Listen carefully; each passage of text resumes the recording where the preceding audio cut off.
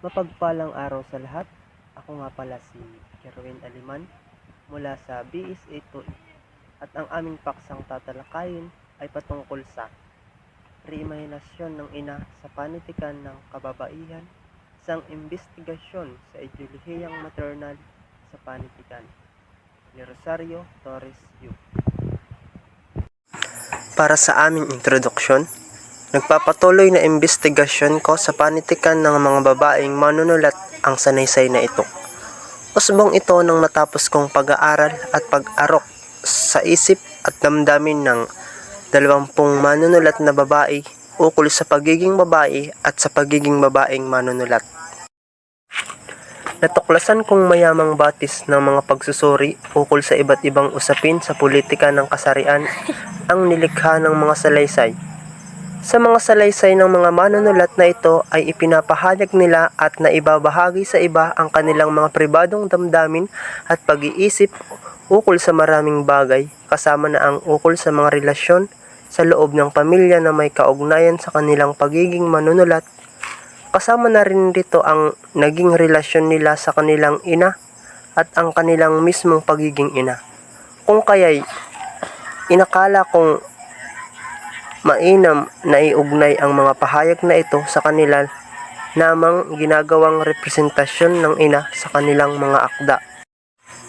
Hinikayat pa rin akong sulatin ito matapos kong basahin ang The Mother and Narrative Politics in Modern China taong 1998 ni Sally Taylor Lieberman.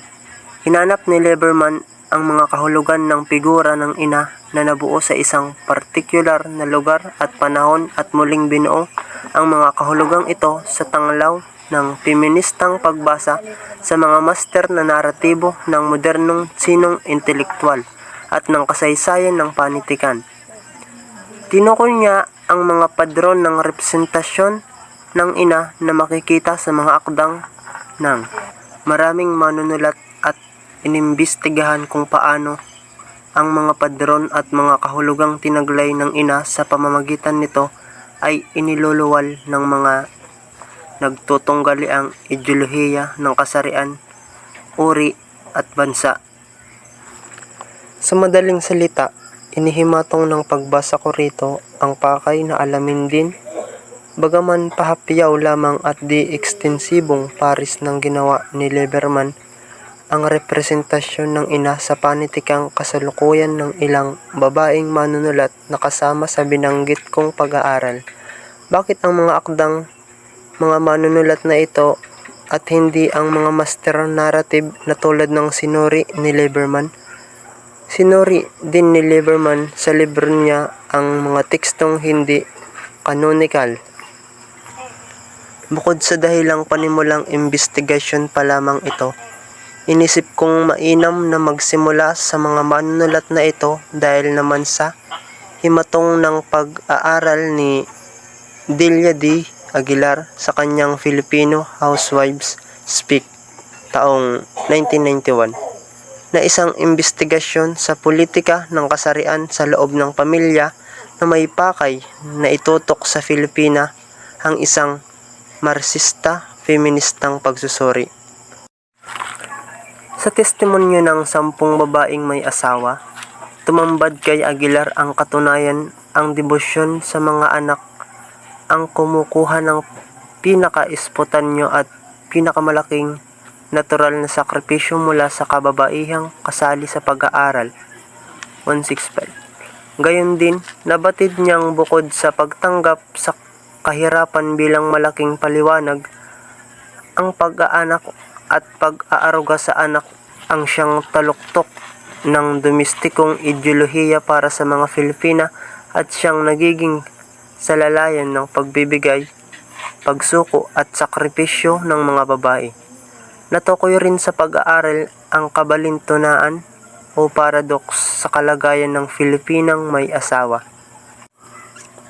Finally, we have seen how, within the private space of the family, as the major mechanism for the reproduction of social relations, women are at once validated and oppressed, a process that is powerfully mediated dictated by the maternal ideology of which women are the foremost proponents. Kaugnay ng mga nabanggit, pakay ko naman sa pagsusuring ito na alamin kung ano ang posisyon ng ilang babaeng manunulat na kabilang sa nauna kong pag-aaral.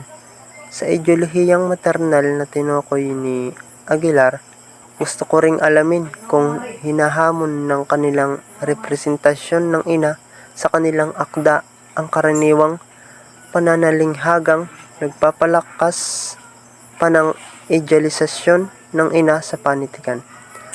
Lalo na doon sa ilang nagdeklara ng feministang paninindigan, susuriin ko rin ang mga implikasyon ng kanilang pananalinghaga sa tunggaliang ideolohikal ng kasarian at uri.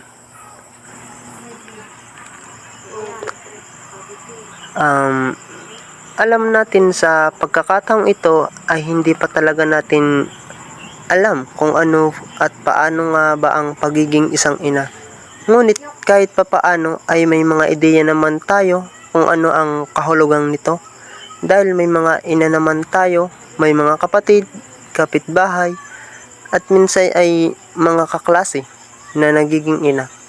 May mga iba't ibang ideya tayo kung ano ang mga katangian ng pagiging babae at ina sapagkat ang mga ideyang ito ay mababaw lang o di kaya'y kung ano lang ang makikita natin sa ating paligid ngayon. Sa sanaysay ni Rosario Torresio na pinamagatang rehimanasyon ng ina sa panitikan ng kababaihan, isang investigasyon sa ideolohiyang maternal. Ito ay isang pagpapatuloy sa investigasyon niya sa 20 babaeng manunulat. Sa pag-aaral niyang ito, nabatid niyang ito'y isang mayamang mapagkukunan ng data at pananaw sa maraming mga isyu sa kasarian at pagsulat, tulad ng pagiging ina at representasyon nito sa panitikan. Ang ideya ng mga manunulat sa pagiging ina ay siyang nag-udyok sa kanya na tanungin kung paano ang ilan sa kanila ay kumakatawan sa pagiging ina sa kanilang mga gawa at kung ano ang sinabing representasyon tungkol sa kanilang mga posisyon na nangingibabaw sa ideolohiya ng ina sa kultura ng Pilipinas. Tungo naman tayo sa idealisasyon ng ina sa lumang panitikan. Matutuklasan ng sinumang lumingon sa naging representasyon ng ina sa sinaunang panitikan na kulang ang pag-aaral sa paksang ito kung panitikang bayan ng panahong pre-kolonyal ang pag-uusapan. Karaniwang nang sinasabi sa literatura ukol dito na may mahalagang tungkulin ang mga babae sa kultura. Paris ng pagiging babaylan. May idaragdag dito ang isinulat ni Encarnacion Alzona ukol sa mga mahalagang tungkulin ng babae sa loob ng pamilya. Sang-ayon dito kapag ang katahimikan ng pamilya ay nanganganib dahil sa lisyang asawa o naglulokong mga anak, tungkulin ng ina na lunasan ang problema ng pamilya sa pamamagitan ng husay sa pakikitungo, tikas at malalim na pag-unawa. Kailangan niyang ingatan ang mga lihim ng kanyang pamilya mula sa pag-uusyoso ng publiko. Kailangan niyang mapanatiling buo ang pamilya sa kabila ng di pagkakasundo at matitinding balakid. Kamagay noong 1996. Kung ano ang naging papel ng panitikang bayan sa paghuhubog ng ganitong kahulugan ng pagkaina ay isang paksang naghihintay sa pangmapag-aaralan sa kasalukuyan. Sa ngayon, maipapalagay na natindig ang malalim na pundasyon ng idealisasyon ng ina sa buong panahon ng pagkasakop sa Pilipinas ng kolonyalismong Kastila. Ang idealisasyon na ito, sabihin pa, ay nag-uugat sa ideolohiya ng patriarka na unang ipinataw ng kaayusang kolonyal ng Kastila sa mga bahagi ng kapuluang nasakop nito at pagkaraan ay ipinagpatuloy ng kaayusang kolonyal na Amerikano. Ang ideolohiya ng patriarka ang nagtakdas sa espasyo ng babae na walang iba kundi ang tahanan.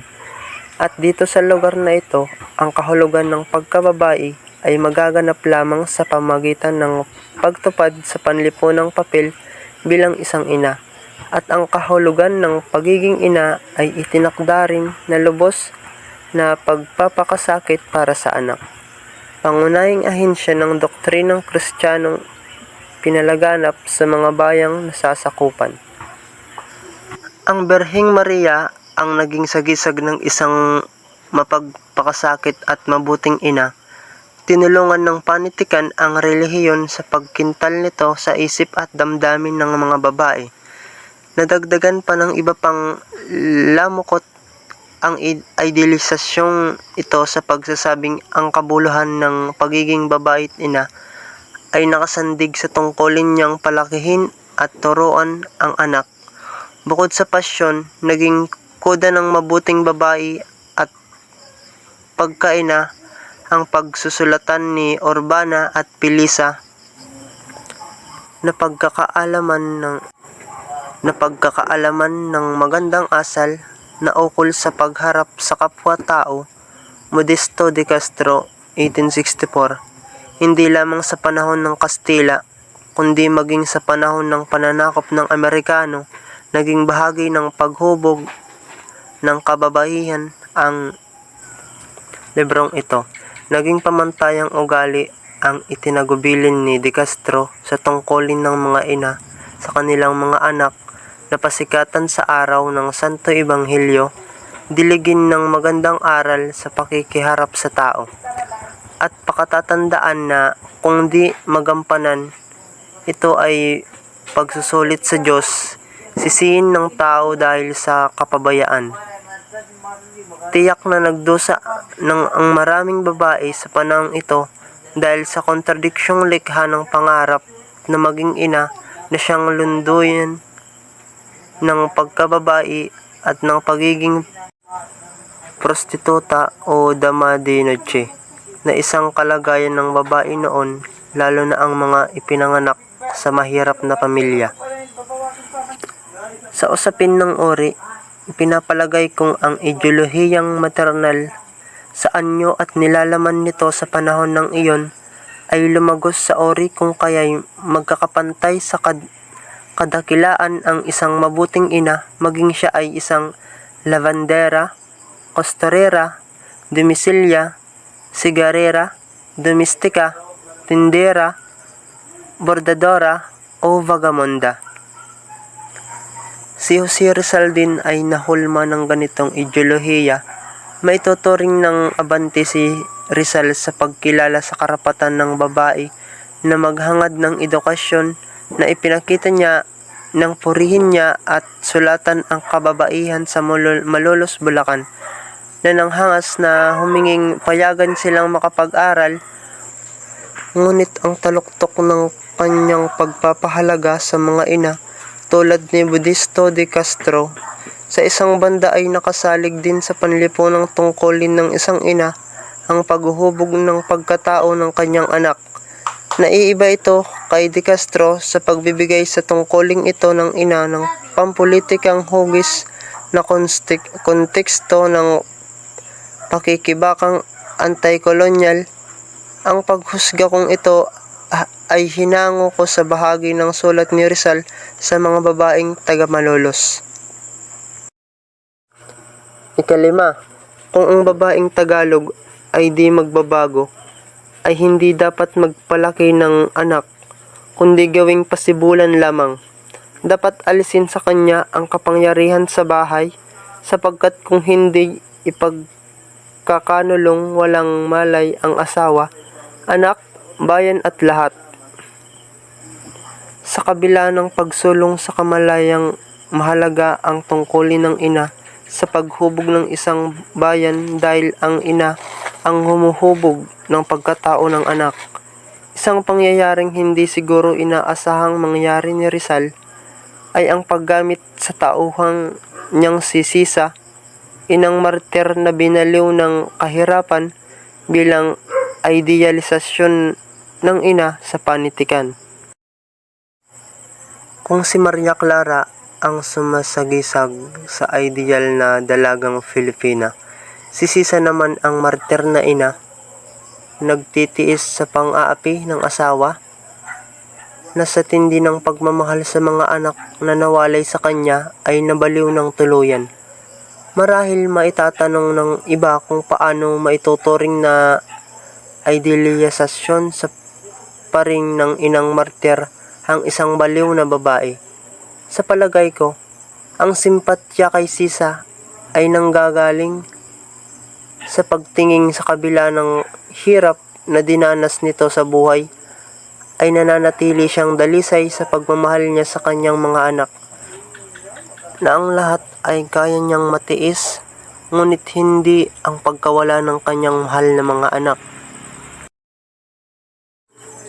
Ang representasyon ng ina sa pamamagitan ng talinghagang inang bayan ay tahasan ng magtataglay ng pampulitikang kahulugan sa konteksto ng pag-uusig sa kapangyarihang kolonyal sa panahon ng reforma at ng revolusyon. Sa panitikang reformista, halimbawa ay sa tula ni Hermenegildo Flores at ni Marcelo H. del Pilar, magsusumamo ang Pilipinas sa inang Espanya upang pukawin ang damdaming ina nito at sa gayon ay lingapin nito ang kanyang anak. Sa revolusyonaryong panitikan ng Katipunan, lalo na sa panulat ni Andres Bonifacio, ang inang Espanya ay inusig at hinatulan ng isang inang pabayat, sukaban, kuhila at walang habag. Magpapatuloy ang idealisasyon ng ina sa susunod pang panahon. Sa rorok ng pagkapopular ng nobela, ang inang mapagpakasakit ay isang palasak na tauhan sa mga akda ng mga manunulat. Maging ang kanonisadong Makatang si Lope K. Santos ay kumata ng isang tulang pasalaysay na gumamit ng pangunahing tauhan ng isang lisyang ina. Isang panggingerang, bagaman ang pakay niya ay gamitin ang akdang ito sa kampanyang kontra sa sugal ng mga panahong iyon. Sa ginawa kong pagbasa rito, pinalitaw ko ang talagang larawan ng babae bilang ina na kinakatigan ng tula.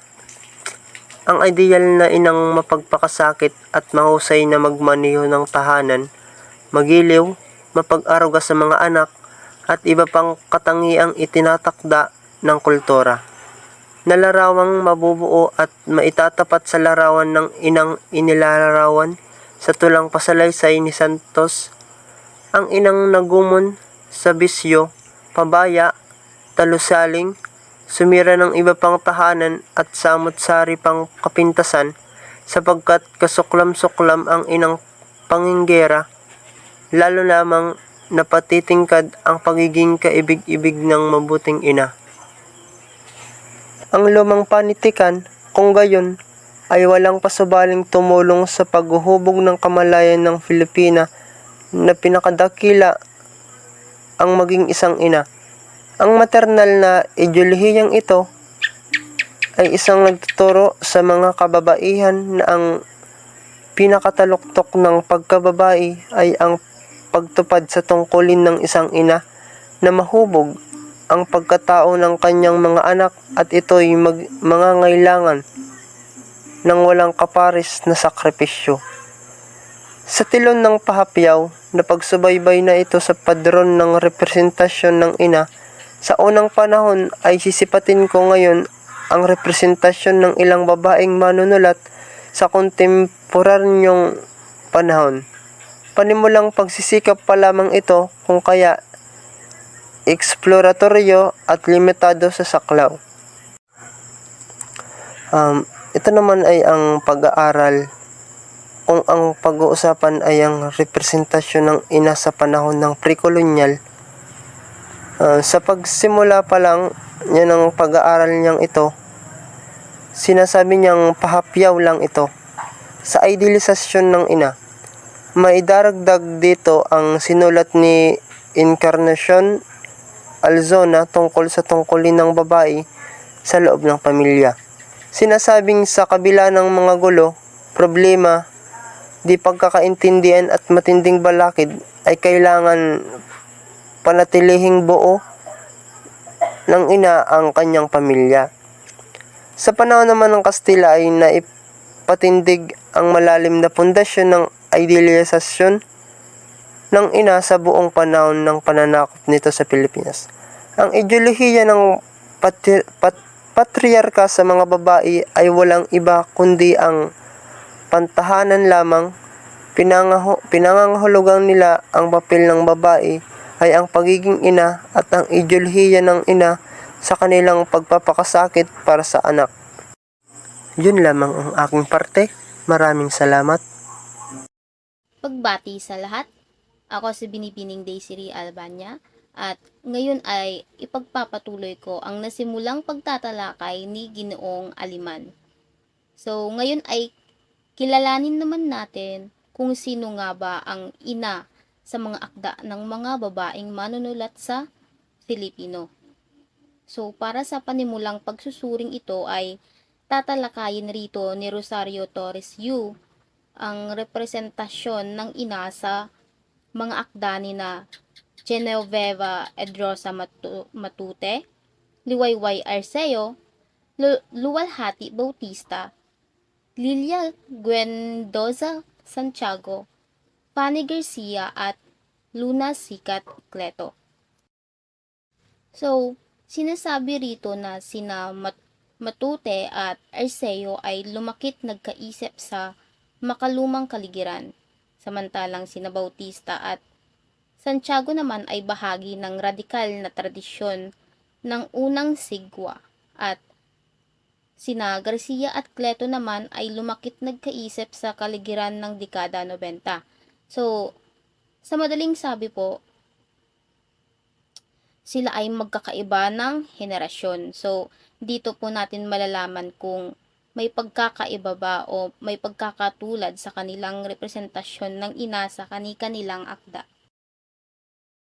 Ngayon po ay dumako muna tayo sa ideal, kontrabida at makabagong ina sa imahinasyon ni na Arceo at Matute.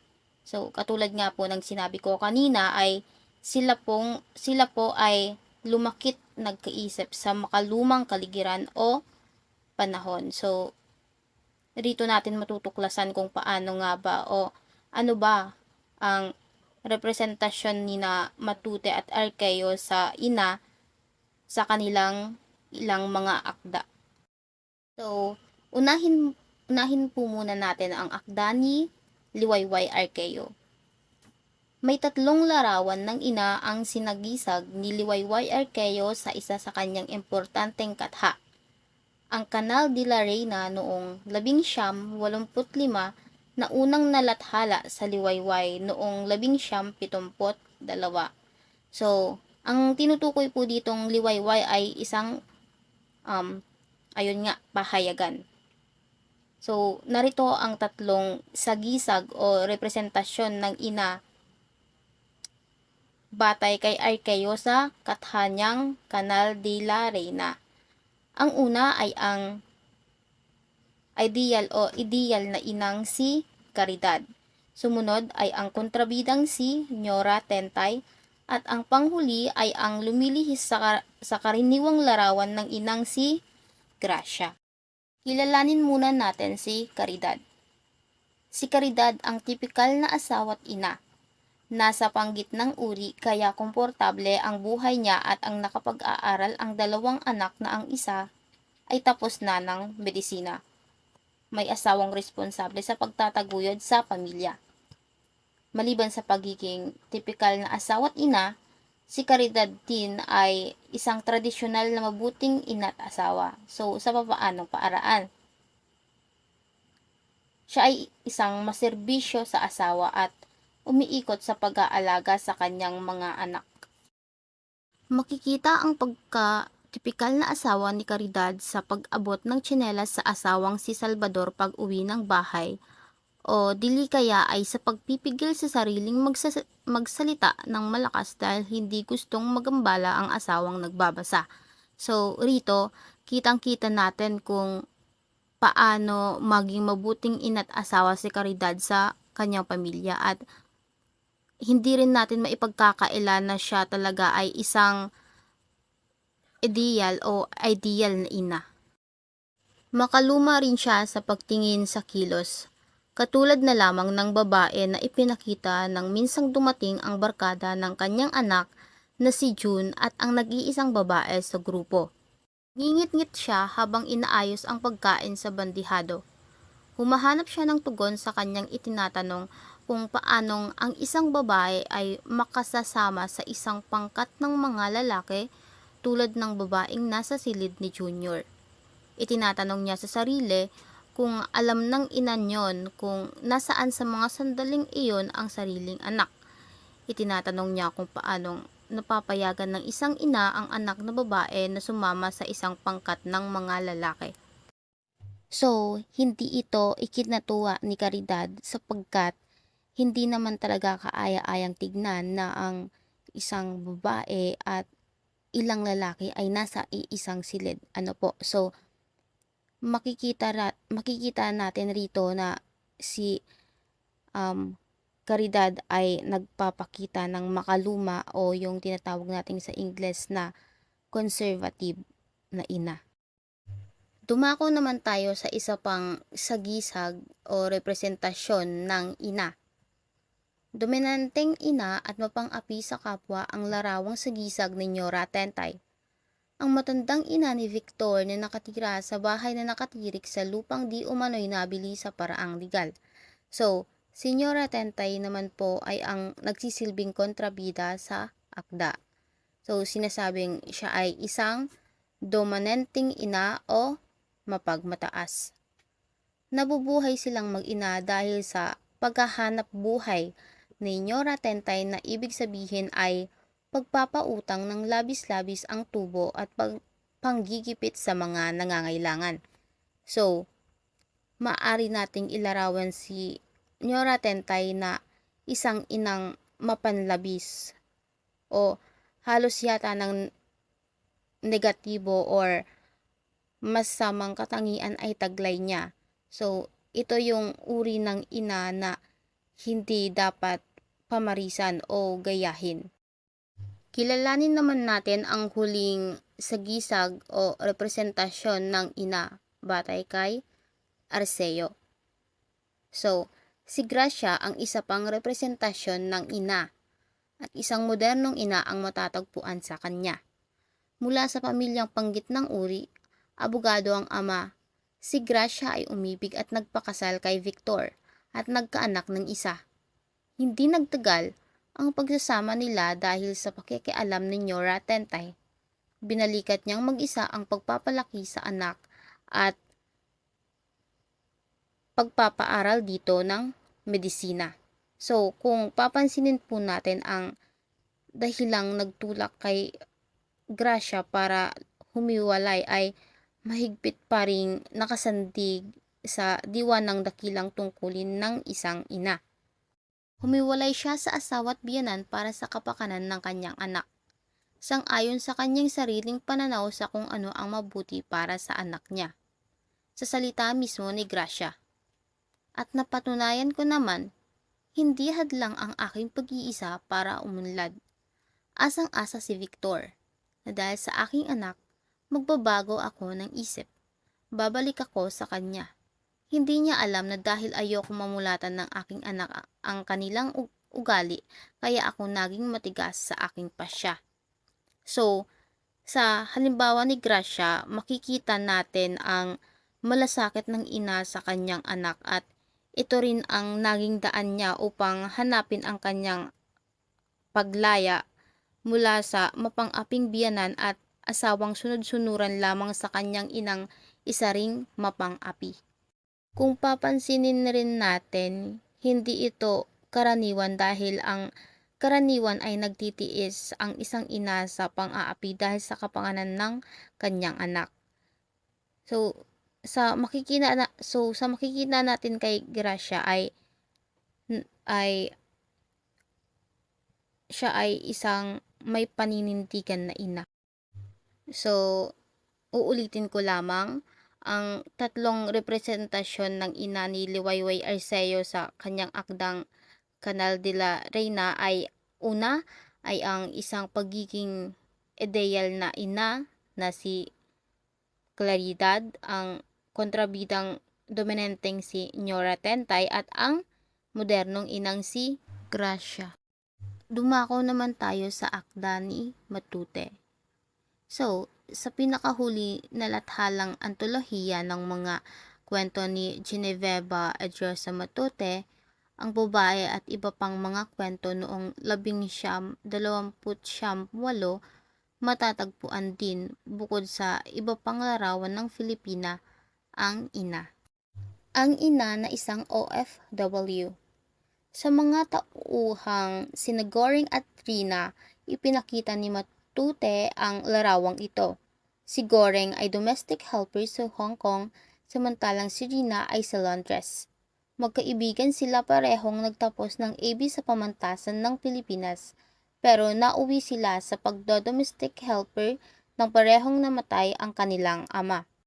Sa tahanan ng mga Ferguson ay nakilala ni Goring na sa puso ng batang si D na alaga niya ay wala pa ang diskriminasyong panlahi. Bukod dito, naipakilala pa ni Goring ang ibang kahulugan ng Filipina sa pamilyang dayuhan, ang kabayanihan. So, naipamalas ni Goring ang kabayanihan ng minsang nailigtas niya ang kanyang alagang bata sa isang sakunang trapiko na dahilan kaya siya ay nabalian ng buto. So, dahil naman po doon ay naibalita ito sa buong Amerika at Europa ang kabayanihang ginawa ng Filipinang domestic helper. So, sa mga nabanggit pong tauhang ina ni Matuti ay nailarawang mabuti ang uri at kasarian na magkasanib na dahilan ng pagkaapi ng babae at ng isang ina sa kasalukuyang panahon o lipunan.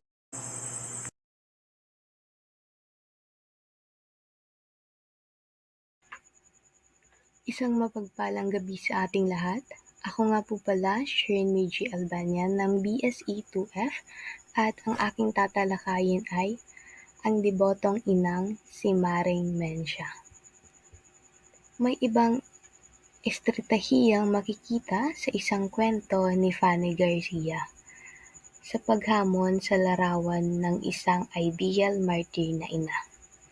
Sa kanyang kwentong Maring Mencia, nasabi ni Garcia ay isa sa mga kwento na isulat niya nang simulan niyang kilalanin ang masamang tagalugar nila sa Malabon. Hindi talaga ideal ang tauhang ina dahil unang-una ay isa siyang kabit ng pulis, pero ideal si Maring Mencia sa isang bahagi ng pagkaina niya dahil sa debusyong iniukol niya sa kaisa-isang anak, debusyong humantong sa pagpapalaki niya ritong malayaw at sarili lamang ang minamahalaga. Minahal ni Aling Mencia ang anak na babae. Ibinigay dito ang lahat ng luhong kaya niyang ibigay, at nang magkapamilya na ito ay patuloy pa ring tumatanggap ng tulong niya, pero nang humina na ang katawan ng matanda at kinakailangan naman ang kalinga ng iba, ay ang mga kapitbahay lamang ang naawang mag-ukol nito.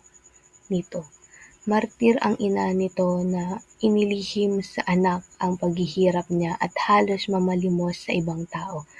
Maging nang mamatay na nag-iisa ay kinailangan pa rin ng mga kapitbahay. Sa halip na ang sariling anak ang naglagay sa kanya sa maayos na hantungan. Ang kwento ni Maring Mencia ay isang paglalahad ng komplikasyon at kontrasikasyon na konsepto ng ideal lisadong ina, bagamat hindi perpekto si Maring Mensiasa dahil isa siyang kabit ng pulis. Ngunit ipinakita ng kwento ng kanyang debusyong ialay ang lahat ng makakaya niya para sa kanyang anak. Gayunpaman, ang pagtulong niya sa anak ay hindi nasuklian ng wasto, ngunit sa halip ay ipinasa nito sa mga kapitbahay nang siya'y magkasakit at mamatay. Ito ay isang paghamon sa tradisyon ng idea ng isang inang martir na walang pag-iimbot sa pag-aalaga sa kanyang anak, na ipinakita sa pamamagitan ng pagiging isang magulang na bibigay ang lahat ngunit hindi nakakatanggap ng tulong mula sa kanyang anak.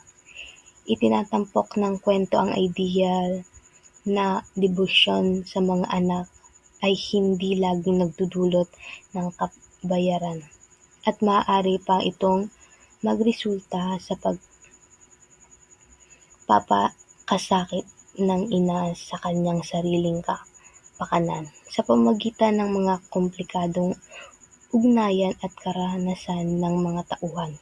Hinahamon ng kwento ang mga tradisyon na paniniwala tungkol sa pagiging ina at ang mga konsepto ng pagmamahal at sakripisyo.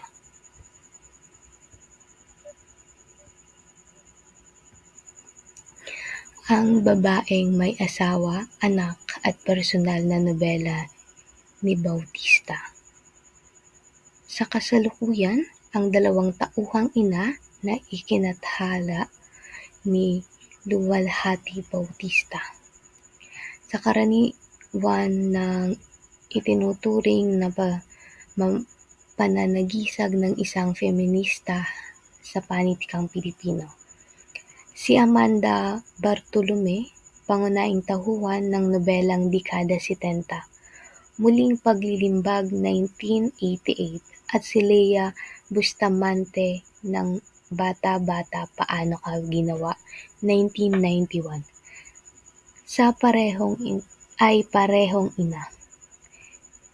Feministang representasyon ang mga tauhang ina ni Bautista dahil sa iba't ibang pagtuturing nila sa sarili bilang babae at bilang tao. Bukod sa mga katangian, pagiging matatag, matapang, may sariling trabaho, ang ikinaiba ng 2 tauhang ina ni Bautista ay ang kamalayang nilang magkaroon sila sariling pagkataong hindi naluluwas at hindi dapat payagang malusaw sa pag-iiba ng eskada nila. Sa salitang mismo ni Bautista, ang babae mananatiling siya kahit pa siya'y asawa at ina.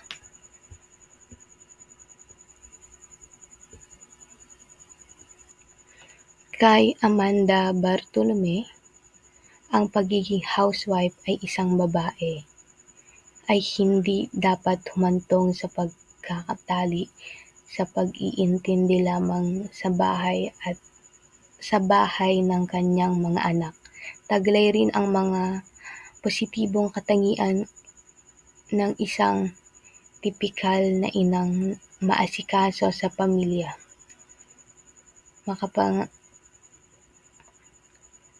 mapangkaila sa mga anak, maserbisyo sa asawa, may talino at sensibilidad. Si Amanda, hindi niya hinahayaang pumurol sa pagkakatali sa gawaing bahay, kung kaya't naman sa huli ay mabubuo sa kanyang isipan at damdamin ang nais niyang mangyari para sa buhay niya. Sa panahong malalaki na ang kanyang mga anak, ang maging pansamantalang ina ng mga sugatan pero matatapang na tao ng kanyang panahon. Nangangahulugan na pagmuni niya sa napagpapasyahan niya na ang isaring may buhay na katulad niya ay maaaring pang tumanaw ng buhay na makahulugan sa labas ng kanyang pamilya. Sa pamamagitan ng pagkakaisa sa antidiktadoryang kilusang lumalaganap sa panahong iyon. Isinulong pa ni Bautista ang imahinasyon ng isang bagong ina sa tauhan, si Lea Bustamante, ng bata-bata. Paano ka ginawa? Mapanghamon ang larawan ng inang si Lea, isa nagtatrabahong ina. May 2 anak sa magkaibang asawa. Sa kabila ng kapitasang ito sa paningin ng lipunan, si Lea ay isang mabuting ina dahil tapat at bukas siya sa kanyang mga anak tungkol sa kanyang mga relasyon. Mapang-aruga't mapagmahal sa mga anak. Matibay ang paniwalang dapat niyang palakihin ang mga anak ng may sariling isip at pasya. At tapat ding nagmahal sa 2 lalaki sa kanyang buhay, ngunit nagmahal din sa sarili. Matingkad ang feministang paninindigan ni Lea sa larangan ng pagpapalaki niya sa kanyang mga anak. Sa paggigit sa sariling pasya at sa malinaw na pagkamalay sa sarili niyang pagkatao. Mababanggit ang 2 pangyayari sa nobela na isasabing ni Lea ito. Ang una ay nang ipinaliwanag niya kay Ogie kung bakit nagkaiba ang tatay nila ni Maya. Nang maghiwalay sila ng tatay nito, si Rafi, dahil hindi niya gustong sumama rito para maging asawa at ina lamang dahil meron siyang gustong gawin, kaya't sa tanong ng mga anak na ano ba't gusto niyang gawin ay sumagot siya ng ganito. Halimbawa, magtrabaho, mag-aral, magpresidente ng Pilipinas. Ang importante magkaroon ng katuparan. Ako, halimbawa, kung asawa ng tatay mo, may karapatan lang ako bilang asawa. Bilang nanay mo, may katuparan ako bilang ina mo. Pero kailangan ko rin ng ibang klase ng katuparan, yung katuparan ko bilang tao. Bautista, 1991-28. Sa isang pangyayari sa huling bahagi ng nobela na muling ihahayag ni Lea ang kamalayang ito ay noong huling pagkikita nila ni Rafi nang nagsasabi sa isa't isa ng damdamin at binalikan ang mga pangyayari kung bakit sila naghiwalay. At ganito ang paliwanag ni Lea. Dahil malakas ka at malakas ako. At iba ang gusto kong gawin sa gusto mo. Tingnan mo, nawala ka sa akin pero kung sumuko ako'y ang nawalan siguro sa akin ay ang aking sarili. Liligaya ka sa isang babaeng walang sarili? Hindi siya magandang asawa pag nagkaganon. Sa akin ang pagbibigay diin. Bautista, 1991-230. Ilang usaping binubuksan ang ganitong pag-imahinasyon sa babae, ang ukol sa implikasyon moral na ganitong paninindigan at ang mga ukol sa pinanggagalingan ng ganitong kamalayan. Ukol sa una, ang kalayaan ba ng babae at pagbatwid ng akda ay mabuti para sa kababaihan at sa pamilya? Iba't iba ang opinyon dito. Natitiyak ko ang mga mahalaga sa palagay ko ay ang ginagawa ng nobela na pagbubukas ng usapin. At para sa maraming babae katulad ang kalagayan kay Lea Bautista ang realisasyon ng kanyang buhay.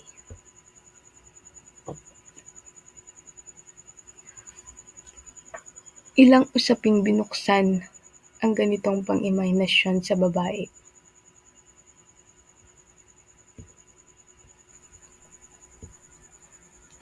Ang ina ng tahanan at ina ng kasaysayang si Mendoza Santiago.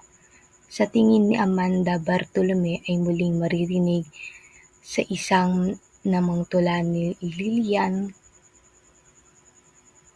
Mendoza Santiago sa kanyang pinakahuling koleksyon ng tulang Asintado. Kinakausap ng personang ina ang kanyang ina at sa himig ng pakikipagtapatan at ipinapaliwanag niya kung bakit sila magkaiba ina. Tinanggap niya na tamang gampanan ang mga tungkuling iniatas sa ina ng lipunan. Parehas nang ginagampanan ang kanyang ina sa kanya. Gayunpaman, giit niya. Hindi ako'y maramot o kulang sa pag-ibig. Naniniwala ako, tulad ng marami, inay ang buhay ng babae ay hindi kompleto kung walang minamahal. Sinuman, iyon isang bathala o diyosa, kaibigan ang kabiyak, ang mga anak o kaanak. Subalit bukod sa daigdig ng mga ito na binabakuran ng kanilang pag-ibig, mayroon pa akong ibang daigdig na tinuklas. Ang daigdig na iyon ay handa ko sa aking mga anak at sa libo-libong pang-anak ng mga ina tulad mo, inay, na namalagi sa mga tahanang sinusukob ng pangamba, pagdurusa, sapin-saping pasanin at pagkakaalipin. Ang daigdig na tinutukoy dito, kung pupunan ko ang puwang sa teksto ay maaari ang espasyon ay ng kilusang kababaihang pinupuntahan ng mga babaeng naghahanap pa ng ibang kabuluhang bukod sa sinasabi ng ideolohiyang materyal na mamamayanin. Sa koleksyon ng tula ito ni Mendoza Santiago ay mababasa ng bagong dimensyon ng pagkakababae na mapagmahal sa kalayaan, tapat, mapagmasid, at labis na mapagsamba sa lalaki. Bukas ang isip, mataas ang pandama at tiwala sa sarili. Salaysay ng tiwalang ito ang tinutukoy ko tulang kartilya ng kababaihan, ang kakayahan ng babae na lumikha ng kasaysayan. Tandaan natin, tayo mga babae ay bukal na buhay, kaya't nating iluwal at isilang ang bagong daigdig upang buuin, arugain at kalingain ang mapagpalang bukas. May salik na feministang pananaw ang bagong ina na tula ni Quindosa Santiago sa pag-aatas niya rito ng feministang mismo sa pagpapalaki sa anak. Tuturuan pa rin ng ina ang anak, ngunit tuturuan niya ng bagong aral, ang pagtindig sa sariling upang maging sandata sa pakikibaka sa loob at labas ng tahanan, sapagkat mangyayari pa ang kawalan ng laya ng mga babae sa lipunan.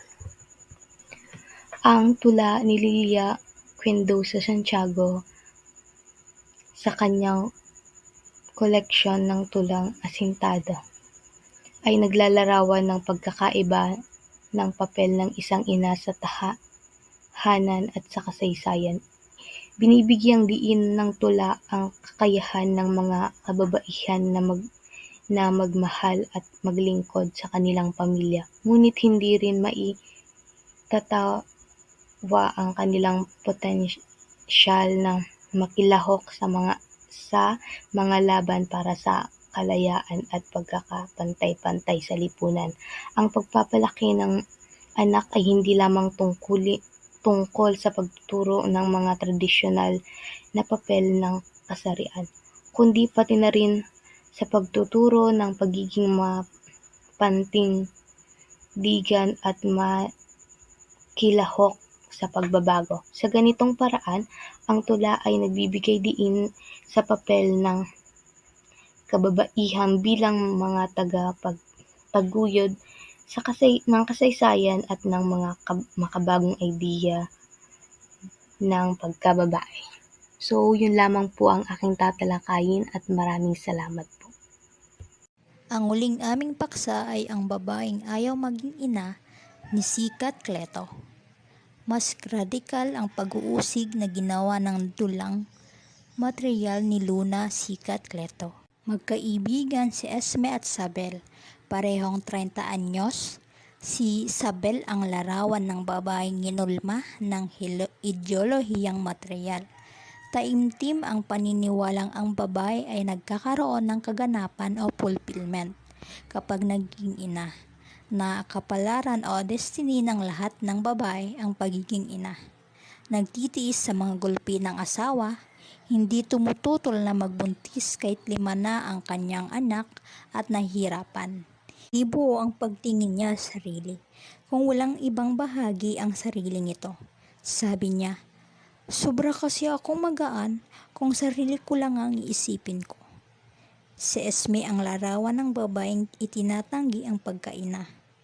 Nagkaanak na siya pero hindi nabuhay. Kontra kay Sabel, tingin niya sarili ay hindi siya normal na ina. Hindi niya gustong maging ina. Pagtatapat ni Esme kay Sabel. Ako, kahit kailan, hindi ko nagustuhan ang larong nanay-nanayan. Ayoko naman talaga maging ina eh. Ayoko ng bata, kahit sarili kong dugo ko pa. I find childbearing disgusting. Ayoko magpalit ng lampin. Ayokong kumanta ng lababay. Ayoko magpasuso. Malinaw mang naiyayag ni Esme ang pagtangging ito, nilarawan din naman siyang sa pupo ng kontradiksyon. Ipinahiwatig ng pagkarga niya sa anak ni Isabel na nang kinukuha na sa kanya ay ayaw niyang ibigay. Hinihiram muna niya ito sa kaibigan dahil hindi raw niya nakarga ang kanyang anak na si Charo, na nagpapahiwatig ng guilt sa nakimkim niya. Tuluyan nitong umiyak matapos iabot ang bata kay Isabel at sinabi sa kaibigan na napanaginipan na naman daw niya ang batang susunod-sunod sa kanya. Kabila nito, niyayanig ng dula ang karaniwang tinatanggap ng ideyang ang esensyal ng pagkababae ay nasa pagiging ina. Itinutulak ng pangatwiran ni Esme sa kabalintunaan ang ideolikang material na yakap ni Isabel, kaya sinabi niyang kung panganganak nga lamang ang esensya ng pagkaina, paano kung pwede nang ibigay sa baboy ang pagpumuntis at panganganak sa darating na panahon? Ano na ang mangyayari sa esensya ng pagkababae? Pinag-iisipan ng dula ang mga babae at pinagdadalawang isip sila ukol sa hinulmang ideya ng pagkababae, pagkainang malaganap na tinatanggap ng kababaihan. Nananatili sa presentasyon nila ang debosyon sa anak na kahulugan ng pagiging ina. Ngunit may bagong kamalayan sa pagkababae ng isang ina na sinusulong sa kanilang pagkahimahinasyon, sa konsepto ng sarili, sa hinulmang kamalayan ng pagkatao ng isang babae ay nalulusaw o sumasanib sa asawa't anak o sa ibang kaso ay sa anak lamang. Ang sarili sa kamalayang feminista ay isang hiwalay sa salik ng pagkatao ng isang babae bukod sa pagiging ina o asawa. Ayon naman kay Luna Secat Cleto, ang mga pagtatanong niya ukol sa mga usaping pinalutang niya sa kanyang dulang material ay may kinalaman sa mga pagtatanong niya ukol sa naging kalagayan ng kanyang ina. Pinili ng kanyang ina na alagaan silang mga anak sa halip na mag-practice ng kanyang posisyon, at sa perception naman ng kanyang ina ay hindi siya naaapi sa ganoong kondisyon. Pero ngayong nakapagsusulat na ang kanyang ina ay nakikita niyang may kaganapan siya sa ginawa niya. Hindi rin mapagdududahan na sa ilang mga akdang binanggit ko ay makikita ang katunayang nakikipagtalo ang mga akda ng mga babaeng manunulat na ito sa diskusyon ng ideolohiyang material at tumatangging masikil at mapatahimik nito. Sa gayon, ang paniktikan ding ito ang maaaring gamitin upang lusawin ang kamalayan ng kababaihan, ang ideolohikang material na nag-uutos sa kanila upang sila na mismo ang yumakap sa kanilang sariling kaapihan at pagkaalipin. Mga tala, una, ang pananaliksik na ito ay may pamagat na salaysay ng mga babaeng manunulat sa wikang Pilipino, isang eksplorasyong pag-aaral sa kamalayang feminista noong 1998 na isagawa sa tulong ng Belmonte Research Grant ng Kolehiyo ng Arte at Literatura at ng Office of Research Coordination ng UP Diliman. Nilimbag ng Advil Publishing Inc. ang popular na bersyon ng pag-aaral na ito noong 2000. Ikalawa, ang librong pasalubong ni Prof. Rosario o Chari Lucero kasama ang guro sa UP. Ikatlo, ang pag-aaral na ito ni Dalia Aguilar na nakabatay sa testimonya ng 10 babaeng may asawa ay hindi lamang makabuluhan para sa feministang scholarship, makabuluhan din ito para sa pagmumulat ng kamalayan ng mga Pilipino.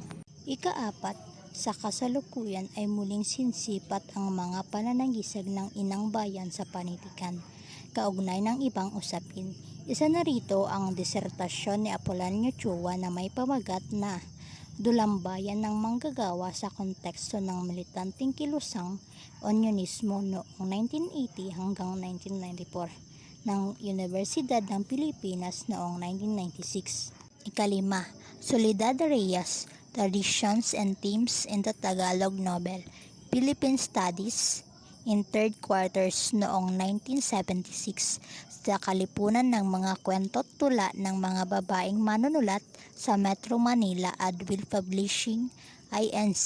noong 1994. Ika-6, ang nobelang ito ang isa sa 2 dakilang gantimpala sa Palangka Memorial Awards for Literature noong 1982 hanggang 1983. Ika-7, ang nobelang ito ay isa rin sa 2 nobelang nagtamo ng dakilang gantimpala sa nobela ng Palangka Memorial Awards for Literature noong 1983 hanggang 1984.